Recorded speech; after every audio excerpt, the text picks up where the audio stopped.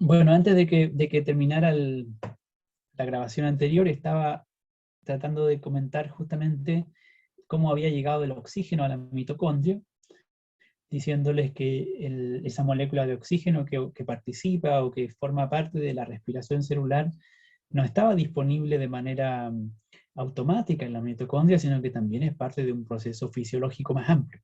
El oxígeno tuvo que ingresar a la célula de alguna forma.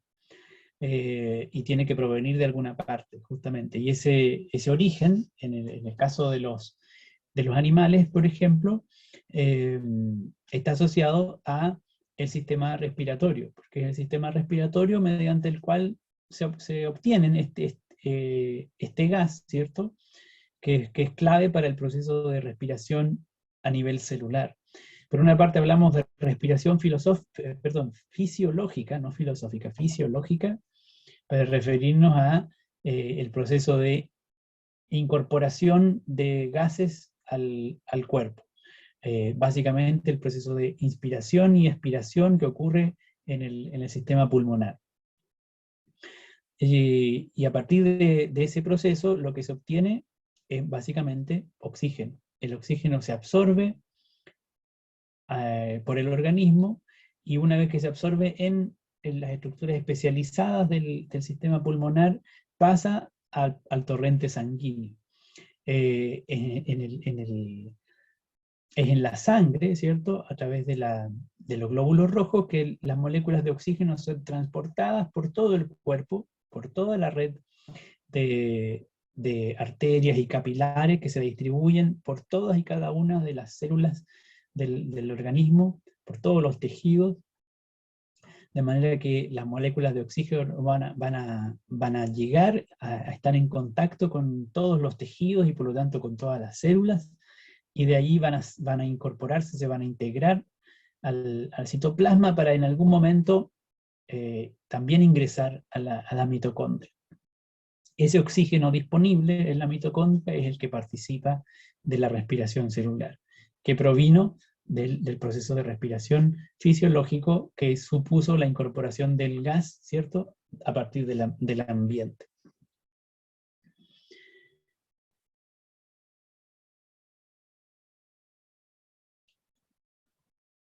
De esta manera, entonces, lo que les decía para finalizar es que cuando detectamos la presencia de respiración celular en el caso de las plantas, lo que estamos detectando es la presencia de este dióxido de carbono, que es producido como resultado de las transformaciones bioquímicas en el interior de la mitocondria.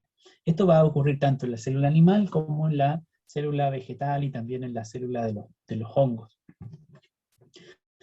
Y es el proceso básico mediante el cual las células obtienen energía para realizar sus otros procesos metabólicos, que básicamente consisten en la producción de proteínas, de aminoácidos y una serie de otras sustancias complejas, y para la producción de su propia estructura, etc.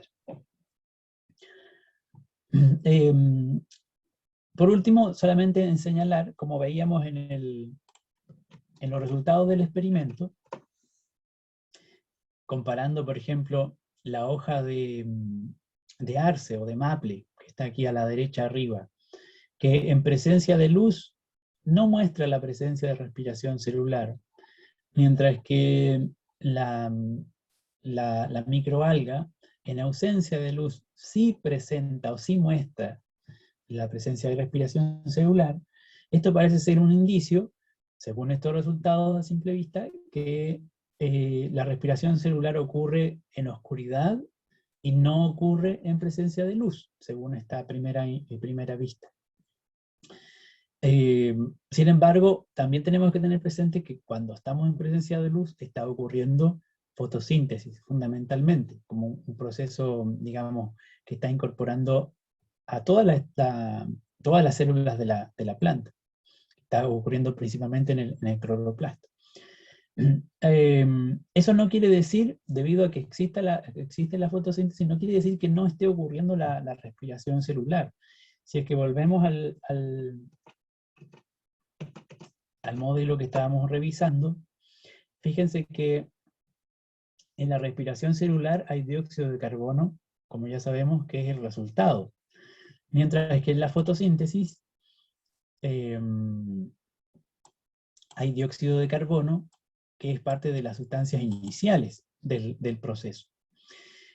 Entonces, gran parte del dióxido de carbono que es producido en la respiración celular por la mitocondria también va a hacerse parte del proceso de fotosíntesis.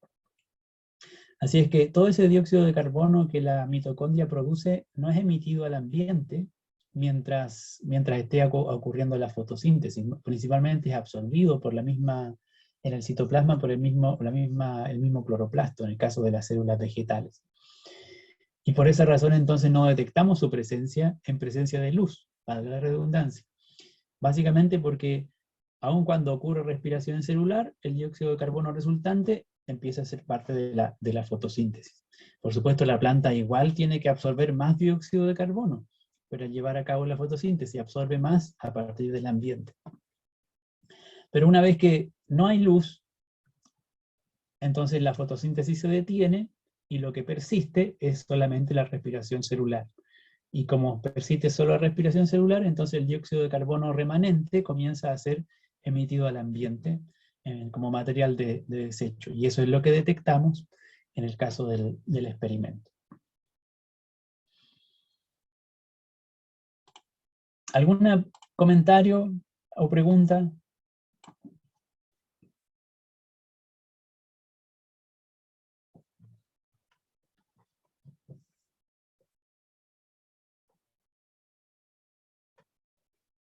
Gracias, Karina. Profe, Bueno, la simulación está disponible en el aula virtual, todavía podemos acceder a ella sin limitación de tiempo, así es que aprovechen de revisarla y de visualizar justamente estas componentes y esta comparación entre los dos procesos. Gracias, Daniela. Por supuesto, también si alguna no pudo realizar el taller de tipos de células, les recomiendo que lo haga, que juegue un rato con el explorador para justamente apreciar sus características y poder hacer el testeo, la medición, entender qué significa un resultado positivo y un resultado negativo, por qué decimos que hay ATP y por qué decimos que no hay ATP, etc.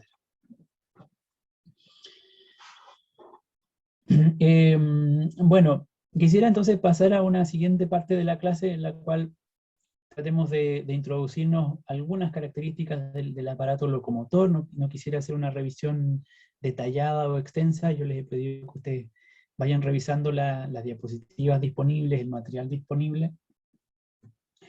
Me parece que en el caso de yo les había sugerido o pedido que se inscribieran en algunos recursos para que nos ayudaran en la clase a presentar esos recursos, pero no hay inscritas todavía para esta temática, así que vamos a ir revisando algunos de esos elementos complementarios.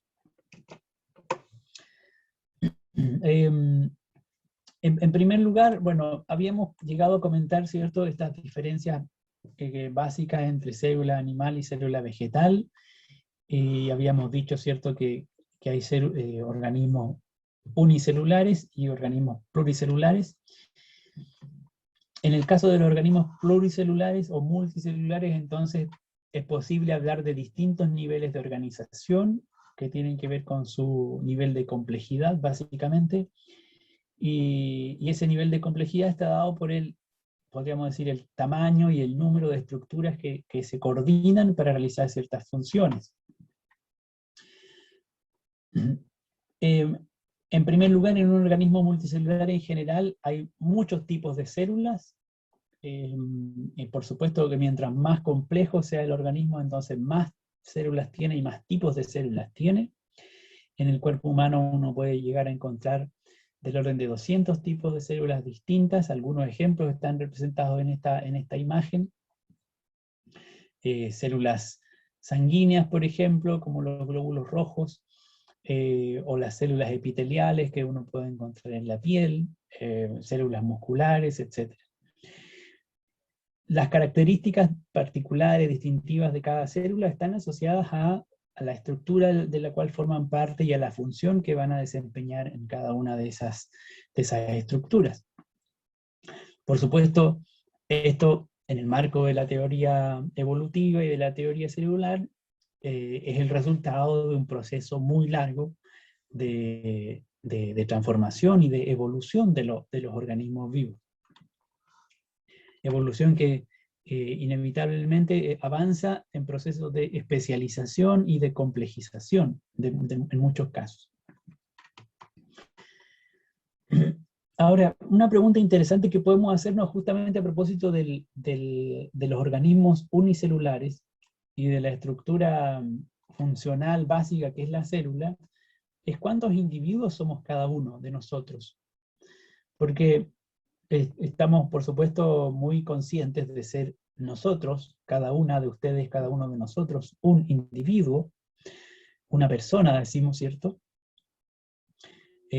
Como si fuéramos una entidad independiente de cualquier otra entidad. Y cuando hablamos de entidades, estamos hablando de seres vivos. Entonces, somos nosotros un ser vivo, cada uno de nosotros, un organismo, decimos. Pero ya hemos visto que las células, las células en sí mismas son organismos, y los organismos y los seres unicelulares también son organismos. Entonces, cuando uno mira los números asociados a esta naturaleza tan diversa del mundo celular y unicelular, la pregunta acerca de la individualidad se vuelve un poco más difícil de abordar, porque si contamos únicamente la cantidad de células que tenemos en nuestro cuerpo, llegamos más o menos a 37 billones de células que nos componen, de distinto tipo. Entonces uno podría decir, bueno, pero obviamente cuando digo que yo soy un individuo, me refiero a que yo soy el conjunto de mis 37 billones de células. Recuerden que dijimos que la célula también era un organismo, porque tenía autonomía, etcétera, en términos de que realiza procesos basales. Pero no solo eso, porque en estricto rigor estas células no viven independientes y aisladas de su ambiente o del entorno en el cual se desarrollan. Y en ese ambiente hay multiplicidad de organismos unicelulares, como por ejemplo las bacterias. Se estima que para cada célula del cuerpo hay aproximadamente 1 a 1.3 bacterias por cada célula del cuerpo. Eso da un total de 48 billones de bacterias con las cuales estamos conviviendo. En cierta manera, esas bacterias que están en nuestro cuerpo son parte de nuestro cuerpo. Muchas especies de bacterias son incluso indispensables para algunos de nuestros procesos básicos o basales. Por ejemplo, las bacterias que participan en la digestión de los alimentos y que se encuentran en nuestro tracto digestivo. Sin esas bacterias no podríamos realizar la absorción de nutrientes. Y por lo tanto, nuestro individuo, no tendría posibilidad de persistir. No solo hay bacterias, ya hemos discutido bastante sobre el límite que hay para la vida en torno a los virus, que no están compuestos de células, pero que están presentes en nuestro ambiente, y en particular están presentes en nuestro cuerpo. 60 billones de virus aproximadamente, digamos, una estimación.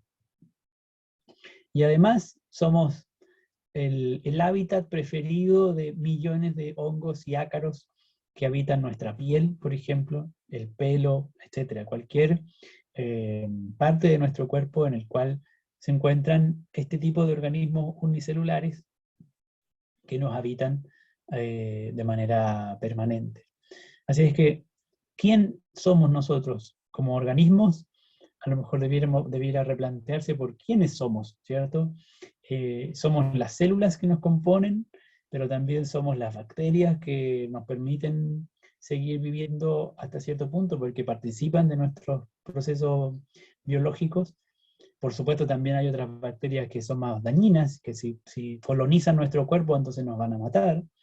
Y también ocurre con el caso de los virus que eventualmente, si colonizan nuestras células, nos pueden aniquilar también. y por supuesto hongos y ácaros, entre otros tipos de organismos que nos habitan.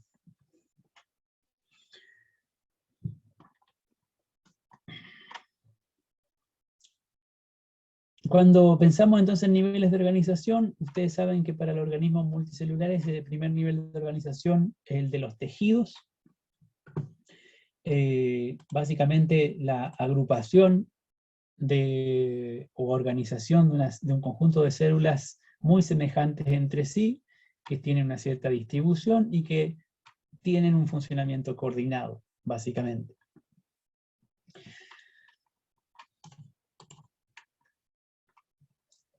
Así como hay 200 tipos de células distintas en el organismo, también hay distintos tipos de tejidos, entre algunos de los principales, tejido nervioso, tejido epitelial, que va a recubrir, ¿cierto?, la piel o también los órganos, tejido muscular, tejido conectivo, que básicamente nos permite mantener agrupadas distintas partes, distintas estructuras del cuerpo.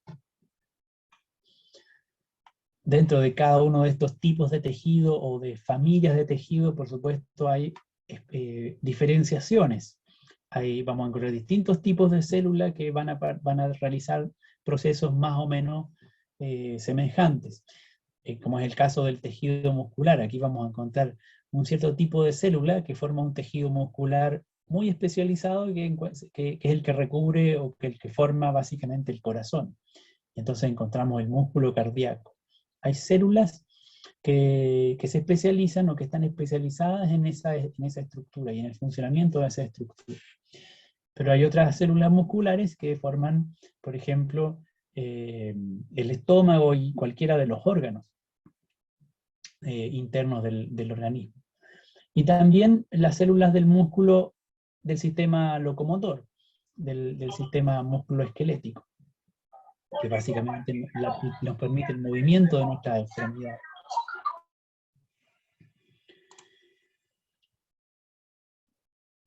Cuando, por supuesto, visualizamos algunas características del tejido, de los tejidos a nivel microscópico, observamos características más o menos distintivas, hay mucha diversidad, variedad de formas, de estructuras, de agrupaciones, en el cual uno puede encontrar organizadas las células de cada uno de estos tipos de tejido. Pero, por cierto, en términos generales, cualquiera de estas células desarrolla los procesos basales que ya hemos distinguido de los organismos vivos y componen o tienen básicamente estructuras muy, muy semejantes, como la membrana plasmática, como un núcleo, como la mitocondria, etc.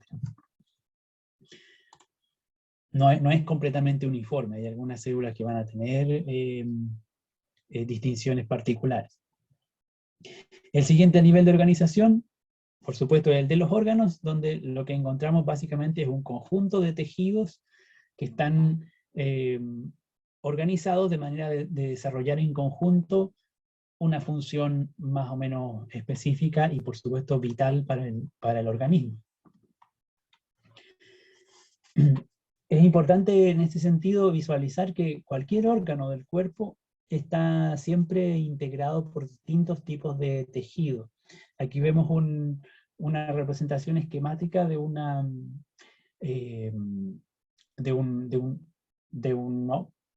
estructura del sistema digestivo, por ejemplo del intestino delgado, en la cual se aprecia su complejidad, ¿no? Su forma o su estructura interna incorpora y supone la participación de distintos tipos de células a través de la integración de distintos tipos de tejido, cada uno de los cuales va a ir realizando o desempeña funciones distintas. Por ejemplo, las redes de nervios, que no son otra cosa que un tejido compuesto de células neuronales, que es la red que va a permitir, ¿cierto?, la propagación de impulsos de acción que provienen del sistema nervioso central y que van a activar el movimiento muscular del tejido muscular del intestino. ese movimiento, que es involuntario, que no controlamos nosotros, es el que permite, a su vez, el movimiento del alimento que está siendo digerido en el interior del tubo. Las células del músculo que forman parte de ese tejido, por supuesto, no son autónomas o no son independientes para desenvolver o para desencadenar el movimiento, sino que eso está a su vez controlado o regulado por el sistema nervioso. Pero ya sabemos que esas células, para realizar cualquier proceso básico, entre otras cosas, van a necesitar, por ejemplo, oxígeno. Y por lo tanto, se requiere que el oxígeno pueda entrar en contacto con las células del tejido muscular, del tejido conectivo, del tejido epitelial. Así es que una red de vasos sanguíneos, justamente, que es otro tejido, ¿cierto? Va a permitir justamente que nutrientes como el oxígeno lleguen a las células y éstas puedan desarrollar sus procesos. Y así, bueno, también tenemos el tejido conectivo que va a permitir la estructura, que le da estructura al tubo y que lo mantiene unido, que mantiene la conexión o la integración de los otros tejidos que participan del órgano, y el tejido epitelial que recubre las partes internas del tubo, del tracto digestivo, y a partir del cual comienza la absorción de nutrientes.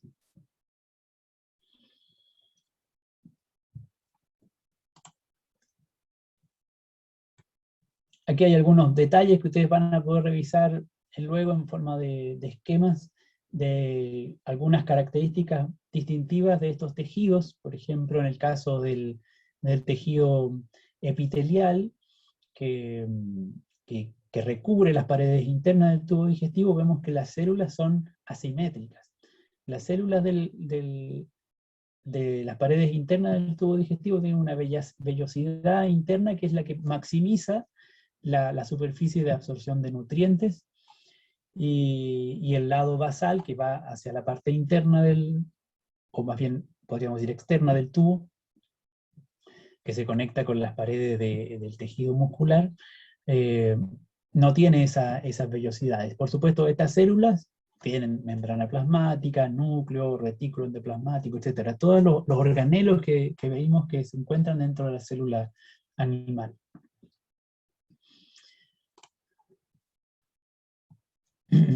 En el caso del tejido conectivo, vamos a encontrar algunas células que especialmente se abocan a la producción de algunas proteínas que dan estructura. Por ejemplo, el colágeno. Las células tienen dentro de sus procesos, dentro de sus funciones, como resultado la producción de proteínas, y esas proteínas se hacen parte o forman parte, estructuran lo que llamamos el tejido conectivo, que dan volumen, dan, podríamos decir, firmeza o estructura a los distintos tejidos que son parte, en este caso, del órgano. Aquí vemos una representación simple de cómo se ven células musculares lisas. Estas manchas más oscuras representan el núcleo de la célula, son células muy alargadas que tienen la capacidad de contraerse, curiosamente. Pero eso es lo que las distingue en cuanto a su función, digamos, como células musculares, la capacidad de contraerse y extenderse. Y por último, las células del sistema nervioso, que son células neuronales, ¿cierto? Que van a permitir la transmisión de potenciales de acción para la activación de uno u otro tejido, conectando el sistema nervioso con el resto de los órganos y sistemas del cuerpo. ¿Cuáles son esos sistemas? Por supuesto, en una representación esquemática, aquí vemos sistema circulatorio y sistema respiratorio, sistema óseo y sistema reproductor femenino y masculino, sistema excretor, sistema digestivo. Son algunas de las estructuras internas más complejas en el sentido de que integran la participación de una serie de órganos y sobre las cuales se basa el funcionamiento del organismo en general. Justamente desde este punto de vista es que habíamos dicho al principio que el organismo, por una parte, lo entendemos como sinónimo de ser vivo, y por eso podemos hablar de seres vivos unicelulares y organismos unicelulares, pero también podemos hablar de organismo como un conjunto material de organización muy compleja, en la cual ocurre una serie de intercambios moleculares internos y también con el ambiente. Es un intercambio que ocurre a nivel de materia y a nivel de energía, y por supuesto como organismo, como un todo, desempeña o realiza las funciones basales que hemos más o menos discutido para los seres vivos en general: nutrición, relación y reproducción. Y se mantienen como organismos autónomos, conservando una especie de, podríamos decir, equilibrio con el ambiente y un equilibrio interno, hasta que ese equilibrio, por alguna razón, se desvanece y entonces acontece la muerte del organismo. Un equilibrio que, por ejemplo, se puede romper por una acción de un agente externo, por un daño físico estructural serio que termina con el equilibrio orgánico y por lo tanto el individuo fallece, o bien por un desequilibrio interno, a lo mejor, por ejemplo, como mencionaba antes, por una colonización bacterial que infecta un órgano y que inhibe o que obstaculiza sus procesos básicos, y entonces el organismo no funciona, el órgano no funciona, el sistema no funciona, y por lo tanto el organismo también muere.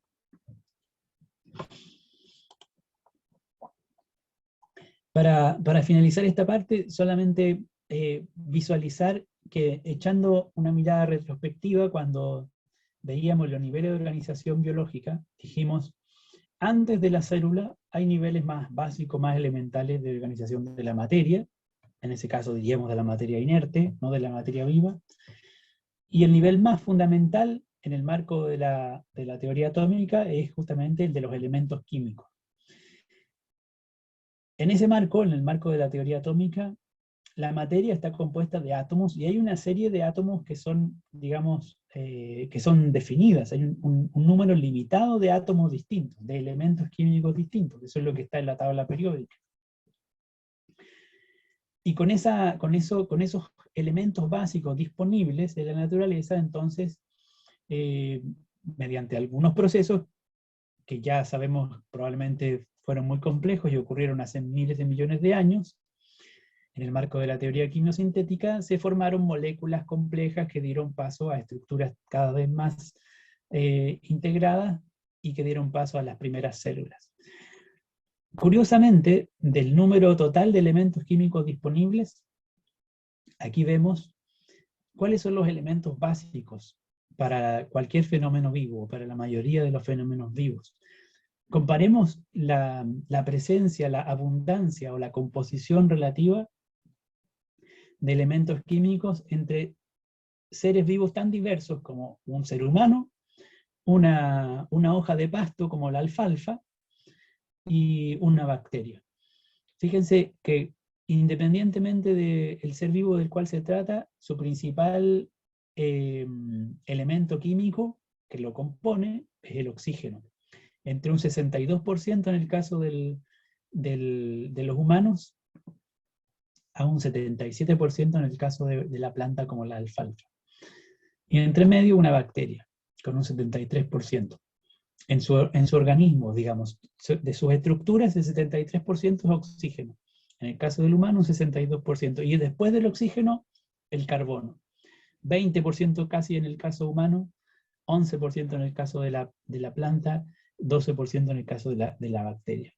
Y el resto, hidrógeno, nitrógeno, y después de manera muy marginal, fósforo, azufre y otros elementos químicos todavía mucho más marginales. Ahí tenemos los porcentajes totales que tienen estos 6 elementos químicos. 99, 97%, casi 98%. Así es que la vida, desde el punto de vista físico más básico, supone la organización compleja de elementos químicos tales como carbono, oxígeno, hidrógeno, nitrógeno, fósforo y azufre fundamentalmente. Esa es la base, diríamos, química de la vida, a partir de la cual surgen los niveles de organización que acabamos de comentar. ¿Alguien tiene alguna pregunta, comentario, sugerencia, duda?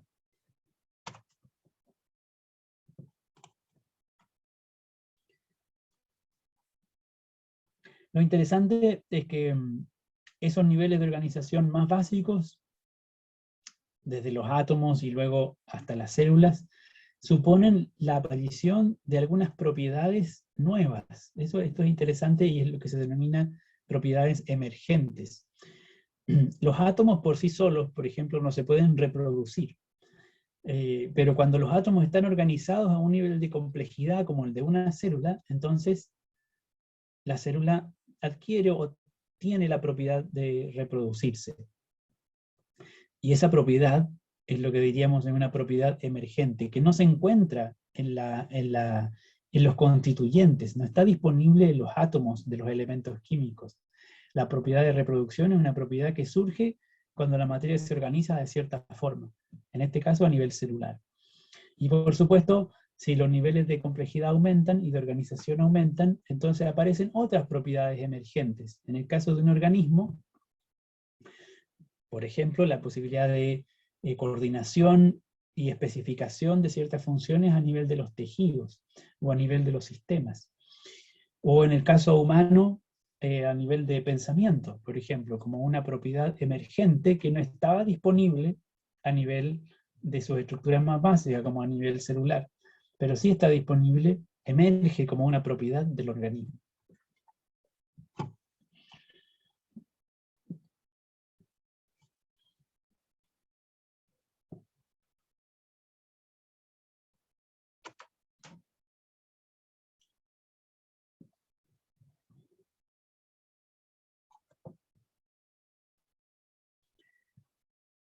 Vamos a hacer una pausa, les propongo que nos desconectemos por algunos minutos.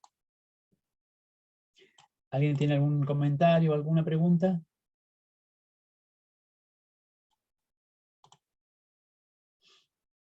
Ok, gracias, gracias Javiera. Gracias Belén. Bueno, vamos a hacer una pausa antes de la segunda parte de la clase. Vamos a comentar un par de ideas generales sobre el sistema locomotor, básicamente, y luego les voy a proponer una actividad que ustedes puedan realizar en torno al sistema digestivo a nivel grupal. Entonces les propongo que nos encontremos a las 5 de la tarde para tener una pausa de recreo, y con eso vamos a dar paso a la segunda parte y final de la clase.